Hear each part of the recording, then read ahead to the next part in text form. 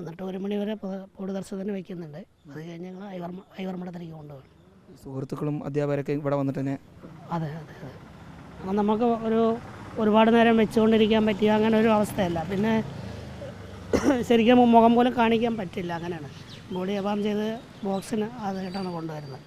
ഇപ്പോൾ ഈ postmortem report, പ്രാഥമിക റിപ്പോർട്ട് പുറത്തു വന്നപ്പോൾ അതിൽ മരണകാരണമായിട്ട് പറയുന്നത് വീഴ്ചയിലുണ്ടായ പരിക്കുകൾ, പ്രത്യേകിച്ചും തലയുടെ വലത് ഭാഗത്തേറ്റ ക്ഷതമാണ് ഈ മരണകാരണം എന്നുള്ളതാണ്.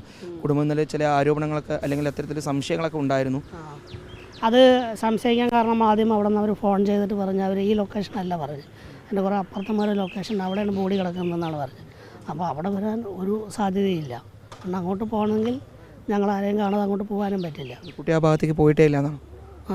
ഇപ്പോൾ ബോഡി കണ്ട ഭാഗത്തേക്ക് കുട്ടി പോയിട്ടുണ്ട്. അവിടെ ഒരു തവണ കുട്ടി അവിടെ ഈ ബാരിക്കേഷന് പുറത്തിറങ്ങുകയും ചെയ്തിട്ടുണ്ട്. പുറത്തിറങ്ങി അപ്പോൾ ഞങ്ങൾ കണ്ട് വഴക്ക് പറഞ്ഞ് കുട്ടിയെ തിരിച്ച് കയറ്റി.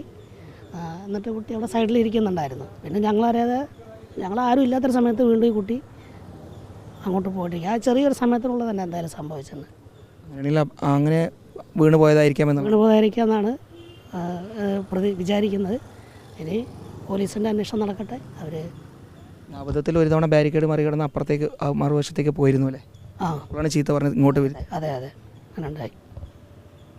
ഈ സംസ്കാരം ഉൾപ്പെടെയുള്ള കാര്യങ്ങളൊക്കെ എങ്ങനെയാണ് ഐവർമഠത്തിൽ വെച്ചത്? ഐവർമഠത്തിൽ അന്ന് 1 മണിക്ക് ഇവിടുന്ന് കൊണ്ടുപോകും. ഐവർമഠത്തിൽ വെച്ച് അവിടെ വെച്ച് ചെയ്തിട്ട് വരാമെന്നാണ് ഉദ്ദേശിക്കുന്നത്. പിന്നെ മറ്റ് ചടങ്ങുകളൊന്നുമില്ല. കാരണം കുട്ടിയുടെ രക്ഷിതാക്കൾ ജീവിച്ചിരിപ്പുണ്ട്. ചെറിയ കുട്ടിയാണ്. അപ്പോൾ മറ്റുള്ള ചടങ്ങുകളൊന്നും ഉണ്ടാവില്ല.